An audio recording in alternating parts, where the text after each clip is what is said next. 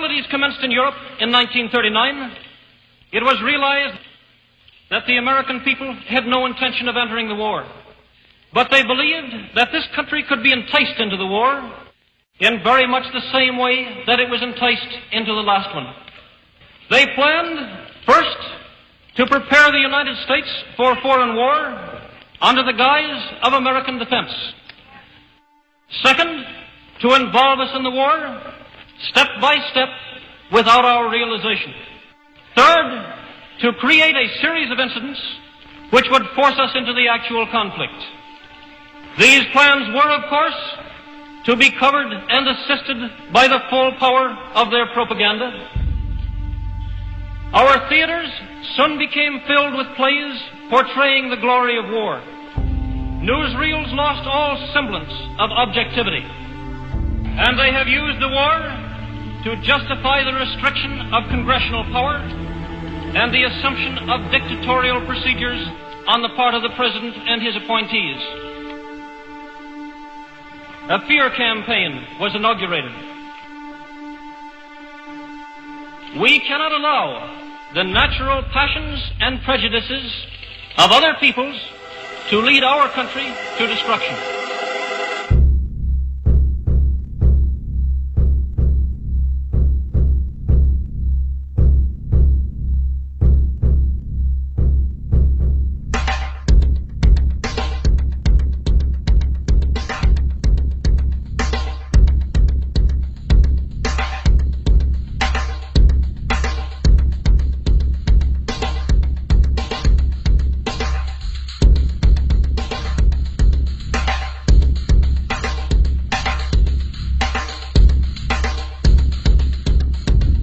In 1775, the American Revolutionary War began as the American colonies sought to detach from England and its oppressive monarchy. Though many reasons are cited for the revolution, one in particular sticks out as the prime cause: that King George III of England outlawed the interest-free, independent currency the colonies were producing and using for themselves, in turn forcing them to borrow money from the Central Bank of England at interest, immediately putting the colonies into debt. And, as Benjamin Franklin later wrote, the refusal of King George III to allow the colonies to operate an honest money system which freed the ordinary man from the clutches of the money manipulators was probably the prime cause of the revolution. In 1783, America won its independence from England. However, its battle against the central bank concept and the corrupt, greed-filled men associated with it had just begun. So what is a central bank? A central bank is an institution that produces the currency of an entire nation. Based on historical precedent, two specific powers are inherent in central banking practice: the control of interest rates and the control of the money supply, or inflation. The central bank does not simply supply a government's economy with money, it loans it to them at interest. Then, through the use of increasing and decreasing the supply of money, the central bank regulates the value of the currency being issued. It is critical to understand that the entire structure of this system can only produce one thing in the long run: debt. It doesn't take a lot of ingenuity to figure this scam out. For every single dollar produced by the central bank is loaned at interest. That means every single dollar produced is actually the dollar plus a certain percent of debt based on that dollar. And since the central bank has the monopoly over the production of the currency for the entire country, and they loan each dollar out with immediate debt attached to it, where does the money to pay for the debt come from? It can only come from the central bank again, which means the central bank has to perpetually increase its money supply to temporarily cover the outstanding debt created, which in turn, since that new money is loaned out at interest as well, creates even more debt. The end result of this system without fail is slavery, for it is impossible for the government and thus the public to ever come out of the self-generating debt. The founding fathers of this country were well aware of this.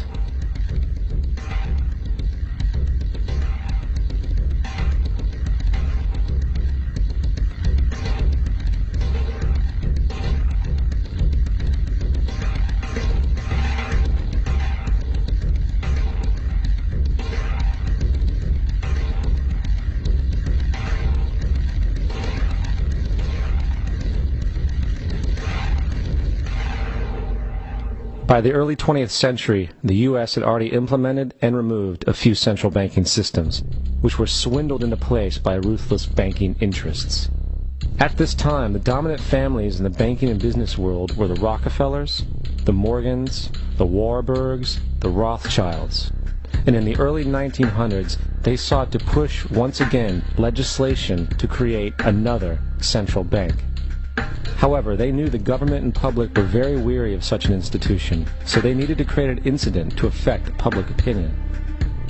So, J.P. Morgan, publicly considered a financial luminary at the time, exploited his mass influence by publishing rumors that a prominent bank in New York was insolvent or bankrupt. Morgan knew this would cause mass hysteria, which would affect other banks as well. And it did. The public, in fear of losing their deposits, immediately began mass withdrawals. Consequently, the banks were forced to call in their loans, causing the recipients to sell their property, and thus a spiral of bankruptcies, repossessions, and turmoil emerged. Putting the pieces together a few years later, Frederick Allen of Life magazine wrote, "The Morgan interests took advantage to precipitate the panic, guiding it shrewdly as it progressed." Unaware of the fraud, the Panic of 1907 led to a congressional investigation headed by Senator Nelson Aldrich, who had intimate ties to the banking cartels and later became part of the Rockefeller family through marriage. The commission, led by Aldrich, recommended a central bank should be implemented so a panic like 1907 could never happen again. This was the spark the international bankers needed to initiate their plan. In 1910, a secret meeting was held at a J.P. Morgan estate on Jekyll Island off the coast of Georgia. It was there that the central banking bill called the Federal Reserve Act was written. This legislation was written by bankers, not lawmakers.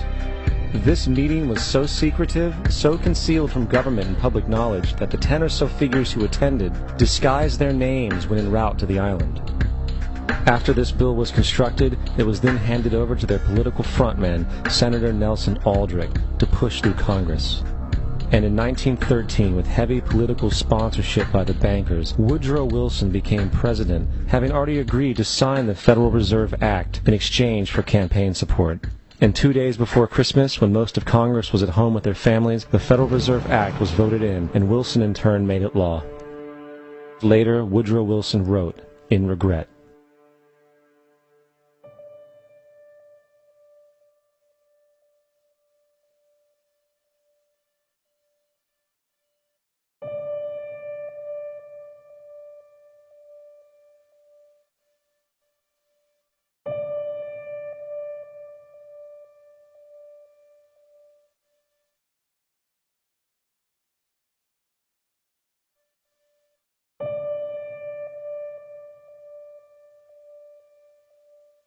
Congressman Louis McFadden also expressed the truth after the passage of the bill. A world banking system was being set up here, a superstate controlled by international bankers, acting together to enslave the world for their own pleasure. The Fed has usurped the government. Now, the public was told that the Federal Reserve System was an economic stabilizer, and inflation and economic crises were a thing of the past. Well, as history has shown, nothing is further from the truth. The fact is, the international bankers now had a streamlined machine to expand their personal ambitions. It's alive! It's alive! It's alive! For example, from 1914 to 1919, the Fed increased the money supply by nearly 100%, resulting in extensive loans to small banks and the public.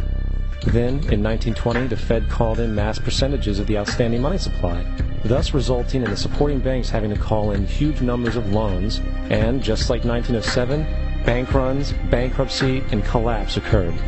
Over 5,400 competitive banks outside of the Federal Reserve System collapsed, further consolidating the monopoly of the small group of international bankers. Privy to this crime, Congressman Lindbergh stepped up and said in 1921, "Under the Federal Reserve Act, panics are scientifically created. The present panic is the first scientifically created one, worked out as we figure a mathematical equation." However, the panic of 1920 was just a warm-up. From 1921 to 1929, the Fed again increased the money supply, resulting once again in extensive loans to the public and banks. There was also a fairly new type of loan called a margin loan in the stock market. Very simply, the margin loan allowed an investor to put down only 10% of a stock's price, with the other 90% being loaned through the broker. In other words, a person could own $1,000 worth of stock with only $100 down. This method was very popular in the roaring 1920s, as everyone seemed to be making money in the market. However, there was a catch to this loan. It could be called in at any time and had to be paid within 24 hours. This is termed a margin call, and the typical result of a margin call is the selling of the stock purchased with the loan. So, a few months before October in 1929, J.D. Rockefeller, Bernard Baruch, and other insiders quietly exited the market. And on October 24, 1929, the New York financiers who furnished the margin loans started calling them in masse. This sparked an instantaneous, massive sell-off in the market, for everyone had to cover the margin loans. It then triggered mass bank runs for the same reason, in turn collapsing over 16,000 banks, enabling the conspiring international bankers to not only buy up rival banks at a discount, but to also buy up whole corporations at pennies on the dollar. It was the greatest robbery in American history. But that didn't stop there. Rather than expanding the money supply in order to recover from this economic collapse, the Fed actually contracted it, fueling one of the largest depressions in history. Once again outraged, Congressman Louis McFadden, a longtime opponent of the banking cartels, began bringing impeachment proceedings against the Federal Reserve Board, saying of the crash and depression, "It was a carefully contrived occurrence. International bankers sought to bring about a condition of despair so that they might emerge the rulers of us all." Not surprisingly, and after 2 previous assassination attempts, McFadden was poisoned at a banquet before he could push for the impeachment. Now, having reduced the society to squalor, the Federal Reserve bankers decided that the gold standard should be removed. In order to do this, they needed to acquire the remaining gold in the system. So, under the pretense of helping to end the Depression, came the 1933 gold seizure. Under the threat of imprisonment for 10 years, everyone in America was required to turn in all gold bullion to the Treasury, essentially robbing the public of what little wealth they had left. And at the end of 1933, the gold standard was abolished. If you look at a dollar bill from before 1933, it says it is redeemable in gold. You look at a dollar bill today, it says it is legal tender, which means it is backed by absolutely nothing. It is worthless paper. The only thing that gives our money value is how much of it is in circulation. Therefore, the power to regulate the money supply is also the power to regulate its value, which is also the power to bring entire economies and societies to its knees.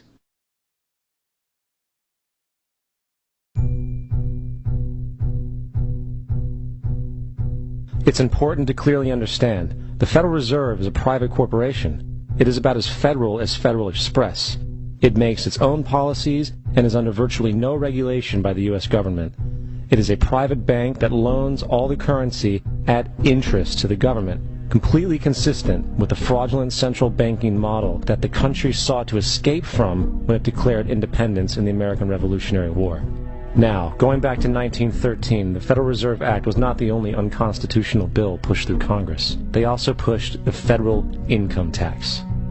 It's worthwhile to point out that the American public's ignorance towards the federal income tax is a testament to how dumbed down and oblivious the American population really is. First of all, the federal income tax is completely unconstitutional, as it is a direct, unapportioned tax. All direct taxes have to be apportioned to be legal based on the Constitution. Secondly, the required number of states in order to ratify the amendment to allow the income tax was never met, and this has even been cited in modern court cases.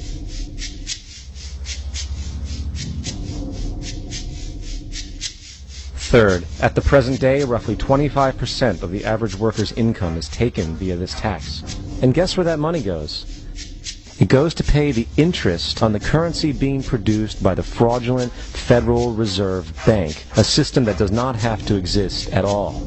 The money you make working almost 3 months out of the year goes almost literally into the pockets of the international bankers who own the private Federal Reserve Bank. And fourth, even with the fraudulent government claim as to the legality of the income tax, there is literally no statute, no law in existence that requires you to pay this tax, period. I really expected that, of course there's a law that you can point to in the law book, the code, that requires you to file a tax return. Of course there is. I was at that point where I couldn't find the statute that clearly made a person liable. at least not me and most people I know. And I had no choice in my mind except to resign. Based on the research that I did throughout the year 2000 and that I'm still doing, I have not found that law. I've asked Congress, we've asked a lot of people in the IRS commissioners, helpers. They can't answer, because if they answer, the American people are going to know that this whole thing is a fraud. I haven't filed an federal income tax return since I left. I have not filed a tax return since 1999. The income tax is nothing less than the enslavement of the entire country. Now, the control of the economy and the perpetual robbery of wealth is only one side of the Rubik's Cube the bankers hold in their hands. The next tool for profit and control is war.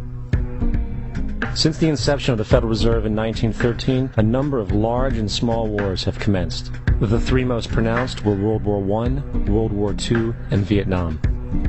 World War I. In 1914, European wars broke out centered around England and Germany. The American public wanted nothing to do with the war. In turn, President Woodrow Wilson publicly declared neutrality. However, under the surface, the U.S. administration was looking for any excuse it could find to enter it. In a noted observation by Secretary of State William Jennings, the large banking interests were deeply interested in the World War because of the wide opportunities for large profits. It's important to understand that the most lucrative thing that can happen for the international bankers is war, for it forces the country to borrow even more money from the Federal Reserve Bank at interest. Woodrow Wilson's top advisor and mentor was Colonel Edward House, a man with intimate connections with the international bankers who wanted in the war. In a documented conversation between Colonel House, Wilson's advisor, and Sir Edward Grey, the Foreign Secretary of England, regarding how to get America into the war, Grey inquired, "What will Americans do if Germans sink an ocean liner with American passengers on board?" House responded, "I believe that a flame of indignation would sweep the United States, and that by itself would be sufficient to carry us into war." So, on May 7, 1915, on essentially the suggestion of Sir Edward Grey, a ship called the Lusitania was deliberately sent into German-controlled waters, where German military vessels were known to be. And, as expected, German U-boats torpedoed the ship, exploding stored ammunition, killing 1,200 people. To further understand the deliberate nature of this setup, the German embassy actually put advertisements in the New York Times telling people that if they boarded the Lusitania, they did so at their own risk, as such a ship sailing from America to England through the war zone would be liable to destruction. In turn, and as anticipated, the sinking of the Lusitania caused a wave of anger among the American population, and America entered the war a short time after. The First World War caused 323,000 American deaths. J.D. Rockefeller made $200 million off of it. Not to mention the war cost about $30 billion for America, most of which was borrowed from the Federal Reserve Bank at interest, furthering the profits of the international bankers. World War II. On December 7, 1941, Japan attacked the American fleet at Pearl Harbor, triggering our entry into that war. President Franklin D. Roosevelt declared the attack was a day that will live in infamy. A day of infamy indeed, but not because of the alleged surprise attack on Pearl Harbor. After 60 years of surfacing information, it is clear that not only was the attack on Pearl Harbor known weeks in advance, it was outright wanted and provoked. Roosevelt, whose family had been New York bankers since the 18th century, whose uncle Frederick was on the original Federal Reserve Board, was very sympathetic to the interests of the international bankers, and the interest was to enter the war, as we've seen, nothing is more profitable for international bankers than war. In a journal entry by Roosevelt's Secretary of War Henry Stimson, dated November 25, 1941, he documented a conversation he had with Roosevelt. The question was, how should we maneuver them into firing the first shot? It was desirable to make sure the Japanese be the ones to do this, so that there should remain no doubt as to who were the aggressors. In the months leading up to the attack on Pearl Harbor, Roosevelt had done almost everything in his power to anger the Japanese, showing a posture of aggression. He halted all of Japan's imports of American petroleum. He froze all the Japanese assets in the United States. He made public loans to nationalist China and supplied military aid to the British, both enemies of Japan in the war, which, by the way, is completely in violation of international war rules. And on December 4th, 3 days before the attack, Australian intelligence told Roosevelt about a Japanese task force moving towards Pearl Harbor. Roosevelt ignored it. So, as hoped and allowed, on December 7, 1941, Japan attacked Pearl Harbor, killing 2,400 soldiers. Before Pearl Harbor, 83% of the American public wanted nothing to do with the war. After Pearl Harbor, 1 million men volunteered for the war. It is important to note, Nazi Germany's war effort was largely supported by two organizations, one of which was called IG Farben. IG Farben produced 84% of Germany's explosives, and even the Zyklon B used in the concentration camps to kill millions. One of the unspoken partners of IG Farben was J.D. Rockefeller's Standard Oil Company in America. In fact, the German Air Force could not operate without a special additive patented by Rockefeller's Standard Oil. The drastic bombing of London by Nazi Germany, for example, was made possible by a $20 million sale of fuel to IG Farben by the Rockefeller Standard Oil Company. This is just one small point on the topic of how American business funded both sides of World War II. One other treasonous organization worth mentioning is the Union Banking Corporation of New York City. Not only did it finance numerous aspects of Hitler's rise to power, along with actual materials during the war, it was also a Nazi money laundering bank, which was eventually exposed for having millions of dollars of Nazi money in its vaults. The Union Banking Corporation of New York was eventually seized for violations of the Trading with the Enemy Act. Guess who the director and vice president of the Union Bank was? Prescott Bush, our current president's grandfather, and of course our former president's father. Keep that in mind when considering the moral and political dispositions of the Bush family. Vietnam. The United States' official declaration of war on North Vietnam in 1964 came after an alleged incident involving two U.S. destroyers being attacked by North Vietnamese PT boats in the Gulf of Tonkin. This was known as the Gulf of Tonkin Incident. This single situation was the catalytic pretext for massive troop deployment and full-fledged warfare. One problem, however, the attack on the U.S. destroyers by Vietnamese PT boats never happened. It was a completely staged event to have an excuse to enter the war. Former Secretary of Defense Robert McNamara stated years later that the Gulf of Tonkin incident was a mistake, while many other insiders and officers have come forward, relaying that it was a contrived farce, a complete lie.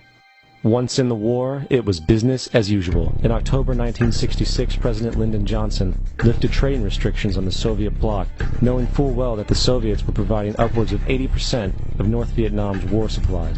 Consequently, Rockefeller interests financed factories in the Soviet Union, which the Soviets used to manufacture military equipment and send it to North Vietnam. However, the funding of both sides of this conflict was only one side of the coin. In 1985, Vietnam's rules of engagement were declassified. This detailed what American troops were and were not allowed to do in the war. It included absurdities like North Vietnamese anti-aircraft missile systems could not be bombed until they were known to be fully operational. No enemy could be pursued once they crossed the border of Laos or Cambodia. And most revealing of all, the most critical strategic targets were not allowed to be attacked unless initiated by high military officials. Apart from these imposed ludicrous limitations, North Vietnam was informed of these restrictions and therefore could base entire strategies around the limitations of the American forces. This is why the war went on so long. And the bottom line is this: the Vietnam War was never meant to be won, just sustained. This war for profit resulted in 58,000 American deaths and 3 million dead Vietnamese. So, where are we now? September 11th was the jumpstart for what is now an accelerated agenda by the ruthless elite. It was a staged war pretext no different than the sinking of the Lusitania, the provoking of Pearl Harbor, and the Gulf of Tonkin lie. In fact, if 9/11 wasn't a planned war pretext, it would be an exception to the rule. It has been used to launch two unprovoked illegal wars, one against Iraq and one against Afghanistan. However, 9/11 was a pretext for another war as well, the war against you. The Patriot Act, Homeland Security, the Military Tribunals Act, and other legislations are all completely and entirely designed to destroy your civil liberties and limit your ability to fight back against what is coming. Currently in the United States, unannounced to most brainwashed Americans, your home can be searched without a warrant, without you being home. You can in turn be arrested with no charges revealed to you, detained indefinitely with no access to a lawyer, and legally tortured, all under the suspicion that you might be a terrorist. If you need a painted picture of what is happening in this country, let's recognize how history repeats itself. In February 1933, Hitler staged a false flag attack, burning down his own German parliament building, the Reichstag, and blamed it on communist terrorists. Within the next few weeks, he passed the Enabling Act, which completely eradicated the German Constitution, destroying people's liberties. He then led a series of preemptive wars, all justified to the German people as necessary to maintaining homeland security.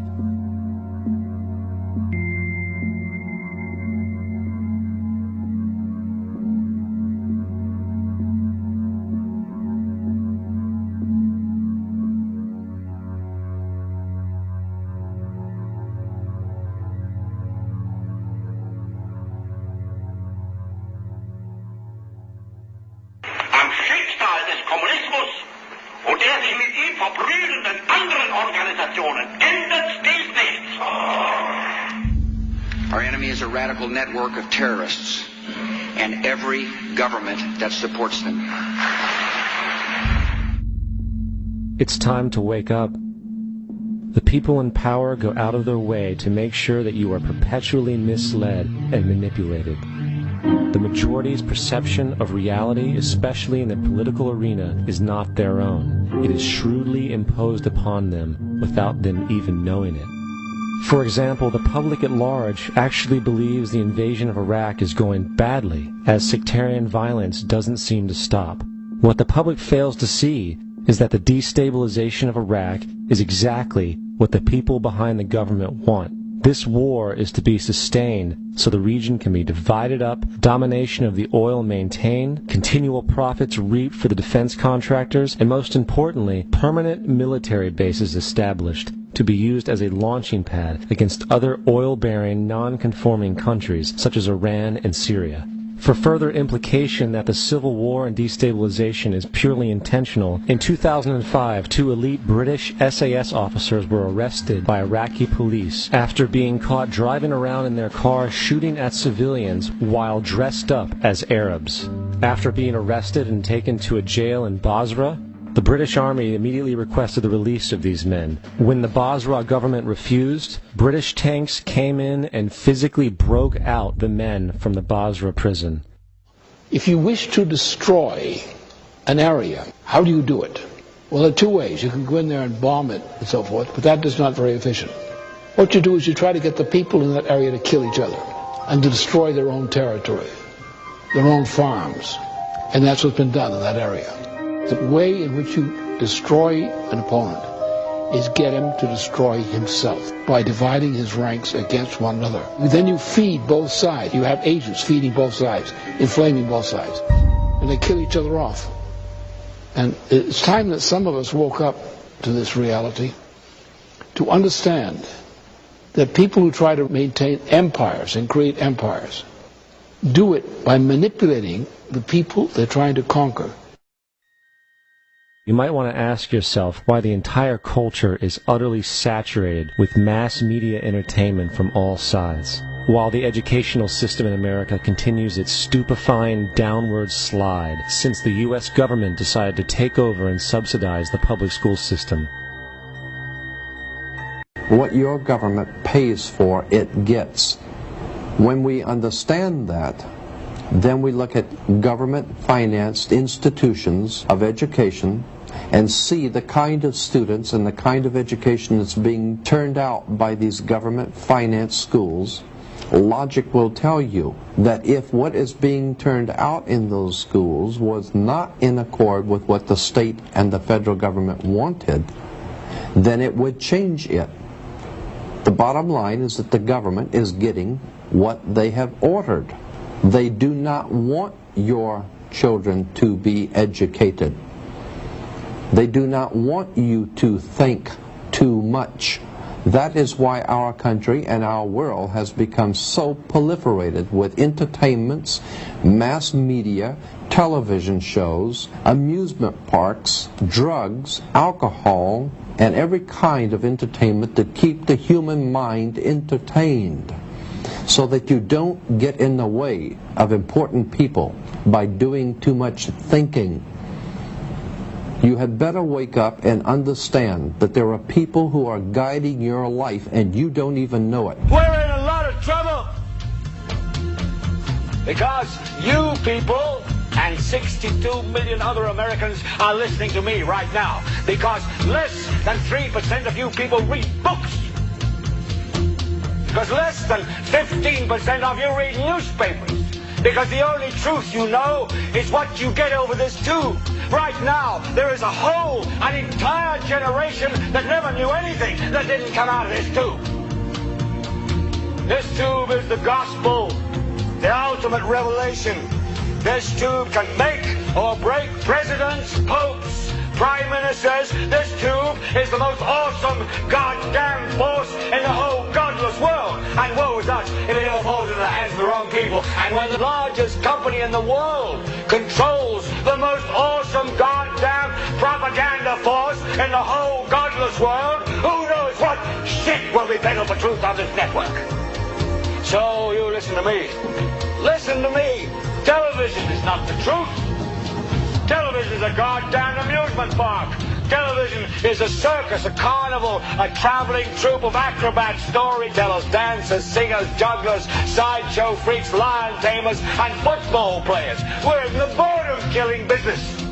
But you people sit there day after day, night after night, all ages, colors, creeds.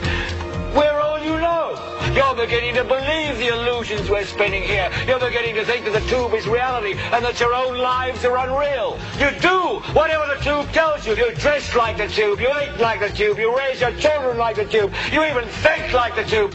This is mass madness, you maniacs. In God's name, you people are the real thing. We are the illusion. The last thing the men behind the curtain want is a conscious, informed public capable of critical thinking, which is why a continually fraudulent zeitgeist is output via religion, the mass media, and the educational system. They seek to keep you in a distracted, naive bubble, and they are doing a damn good job of it. In 2005, an arrangement between Canada, Mexico, and the United States was made. This arrangement, unannounced to the public, unregulated by Congress, merges the United States, Mexico, and Canada into one entity, erasing all borders. It's called the North American Union, and you might want to ask yourself why you've never heard of this. In fact, there is only one mainstream reporter who has actually heard of and has had the courage to cover this issue. The Bush administration's open borders policy and its decision to ignore the enforcement of this country's immigration laws is part of a broader agenda. President Bush signed a formal agreement that will end the United States as we know it, and he took the step without approval from either the U.S. Congress or the people of the United States. It's a deal that few have even heard of. It's being done again by very few people at the very top on behalf of the investment class, but the working class of people, political officials across our country, from communities, from cities and so forth, they don't know anything about this. This isn't some trade agreement. It is a total removal of sovereignty from these countries, which will also result in a completely new currency called the Amero. Fall. Apart from that, I think one thing people who are dollar-based need to focus on is the Amero. That's the one thing that nobody's talking about, but I think it's going to have a big impact on everybody's life in Canada, the U.S., and Mexico. The Amero is the proposed new currency for the North American community, which is being developed right now between Canada, the U.S., and Mexico to make a borderless community, much like the EU, and the dollar, Canadian dollar, U.S. dollar, and the Mexican peso replaced by the Amero. By default of this agreement, the American Constitution will eventually be obsolete. You would think that a situation like this would be on the cover of every major newspaper. That is until you realize that the people who are behind this movement are the same people behind the mainstream media, and you are not told what you're not supposed to know. The North American Union is the same concept as the European Union, the African Union, and the soon-to-be Asian Union, and the same people are behind all of them. And, when the time is right, the North American Union, the European Union, the African Union, and the Asian Union will be merged together, forming the final stages of a plan these men have been working on for over 60 years. A one-world government.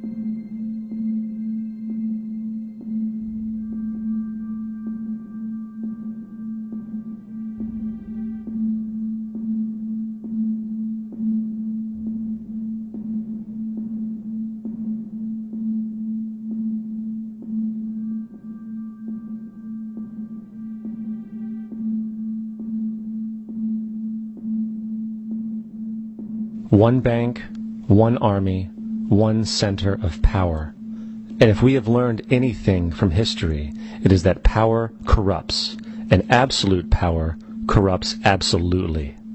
This is Aaron Russo, a filmmaker and former politician. To his left is Nicholas Rockefeller of the infamous Rockefeller banking and business dynasty. After maintaining a close friendship with Nicholas Rockefeller, Aaron eventually ended the relationship, appalled by what he had learned about the Rockefellers and their ambitions. I got a call one day from an attorney woman I knew, and she said, "Would you like to meet one of the Rockefellers?" I said, "Sure, I'd love to." And we became friends, and he began to divulge a lot of things to me. So he said to me one night, he said that there's going to be an event there, and out of that event, you're going to see we're going to go into Afghanistan, so we can run pipelines from the Caspian Sea. We're going to go into Iraq to take the oil and establish a base in the Middle East, and we're going to go into Venezuela and try and get rid of Chavez. And the first two they've accomplished. Chavez they didn't accomplish. And he said you're going to see guys going into caves looking for people that they're never going to find.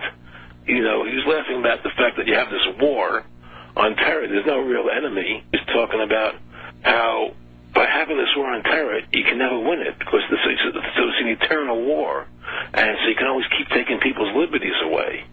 And I said, how are you going to convince people that this war is real? He said, but the media can convince everybody it's real. I mean, you know, it's just that you keep talking about things. You keep saying it over and over and over again, and eventually people believe it. You know, you created the Federal Reserve in 1913 through lies. You create 9/11, which is another lie. Through 9/11, then you're fighting a war on terror, and now all of a sudden you go into Iraq, which was another lie, and now they're going to do Iran. You know, and it's all one thing leading to another, leading to another, leading to another. Now, I would say to them, what are you doing this for? What's the point of this thing? You have all the money in the world you ever want. You have all the power. I said, you know, you're hurting people. It's not a good thing. And he would say, what do you care about the people for? Take care of yourself and you take care of your family. And then I said to him, what are the ultimate goals here? He said, the ultimate goal is to get everybody in this world chipped with the RFID chip and have all money be on those chips and everything on those chips. And if anybody wants to protest what we do or violate what we want, we just turn off their chip. That's right, microchipped. In 2005, Congress, under the pretense of immigration control and the so-called war on terrorism, passed the REAL ID Act, under which it is projected by May 2008, you will be required to carry around a federal identification card, which includes on it a scannable barcode with your personal information. However, this barcode is only an intermediary step before the card is equipped with a VeriChip RFID tracking module, which will use radio frequencies to track your every move on the planet. If this sounds foreign to you, please note that the RFID tracking chip is already in all new American passports. And the final step is the implanted chip, which many people have already been manipulated into accepting under different pretenses. We have a Florida family who are really pioneers in a brave new world. They have volunteered to be the first ever to have microchip identification devices implanted into their body. After 9/11, I was really concerned with the security of my family. I wouldn't mind having something planted permanently in my arm that would identify me. In the end, everybody will be locked into a monitored control grid where every single action you perform is documented. And if you get out of line, they can just turn off your chip, for at that point in time, every single aspect of society will revolve around interactions with the chips. This is the picture that is painted for the future if you open your eyes to see it. A centralized one-world economy where everyone's moves and everyone's transactions are tracked and monitored, all rights removed. The most incredible aspect of all. These totalitarian elements will not be forced upon the people. The people will demand them. For the social manipulation of society through the generation of fear and division has completely detached humans from their sense of power and reality. A process which has been going on for centuries, if not millennia. Religion, patriotism, race, wealth, class, and every other form of arbitrary, separatist identification and thus conceit has served to create a controlled population, utterly malleable in the hands of the few. Divide and conquer is the motto, and as long as people continue to see themselves as separate from everything else, they lend themselves to being completely enslaved. The men behind the curtain know this, and they also know that if people ever realize the truth of their relationship to nature and the truth of their personal power, the entire manufactured zeitgeist they prey upon will collapse like a house of cards.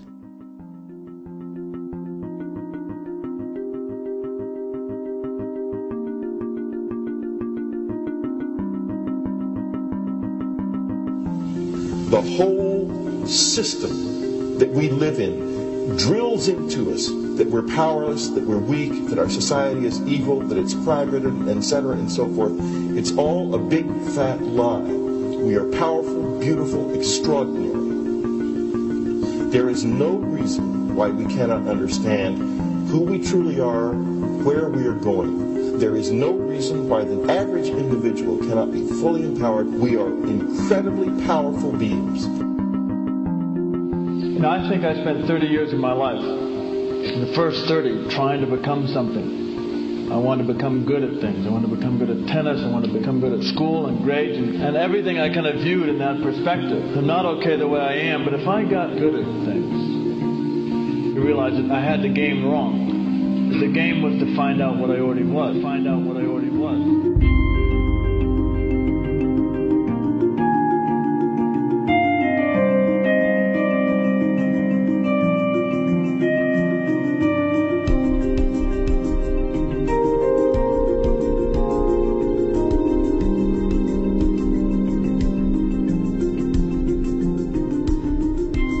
Now, in our culture, we've been trained for individual differences to stand out. So you look at each person, immediately it is brighter, dumber, older, younger, richer, poorer, and we make all these dimensional distinctions, put them in categories and treat them that way. And we get so that we only see others as separate from ourselves in the ways in which they're separate. And one of the dramatic characteristics of experience is being with another person and suddenly seeing the ways in which they are like you, not different from you, and experiencing the fact that that which is essence in you and which is essence in me is indeed one. The understanding that there is no other. It is all one.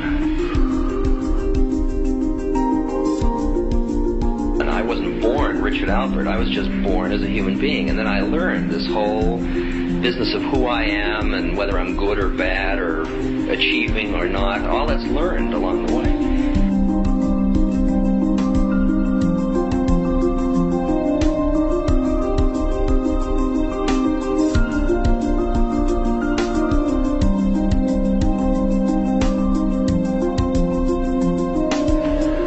The old appeals to racial, sexual, and religious chauvinism, to rabid nationalist fervor, are beginning not to work. A new consciousness is developing which sees the earth as a single organism and recognizes that an organism at war with itself is doomed.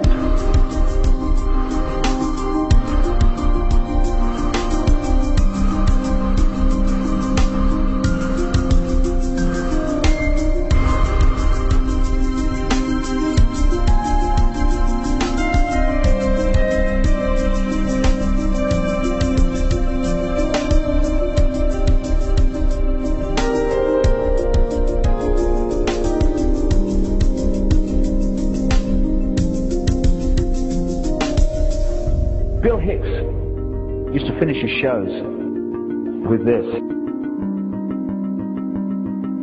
Life's like a ride in an amusement park. And when you go on it, you think it's real, because that's how powerful our minds are. And the ride goes up and down and round and round. It has thrills and chills, and it's very brightly colored. And it's very loud, and it's fun for a while.